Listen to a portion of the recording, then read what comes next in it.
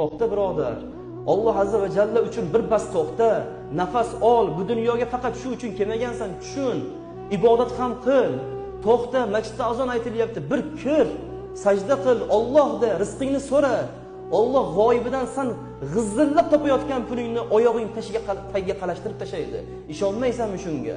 Iymoning yo'qmi shunga? Axir musulmonsan-ku. Ota-onang senga musulmon ism qo'ydi-ku. Ota-onang senga qulog'ingga azon, chap qulog'ing takbirlar aytib xursand bo'ldi-ku. Lekin sen 25-30 ga kirib nimalar qilyapsan endi? Nimaga oxirgi marta tahorat qilganingni eslolmaydigan darajaga kelib qolding? Nimaga faqatgina juma kunlari masjidga ko'radigan bo'lib qolding?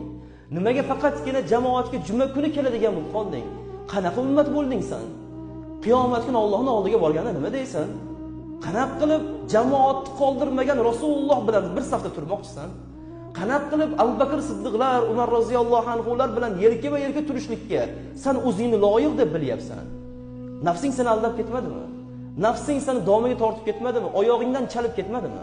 To'xta birodar. To'xta, nafsingga bir ur. 5 daqiqa o'ldirmaydi. Shundoq jamoatga kir, jamoat bilan shom o'qib chiqib ket. 5 daqiqa vaqting ketadi. Mayli tasbihingni yo'lda ayt. Hech kim senga qarshilik qilmaydi. Qo'lingdan kelgancha jamoatga chiq. Allohdan so'ra, tavfiq so'ra, madad so'ra. Bo'ldi, uxlayverma hadeb. Bo'ldi, dangasalik qilaverma hadeb. Pul topish uchun kechalar chiqib ketyapsan.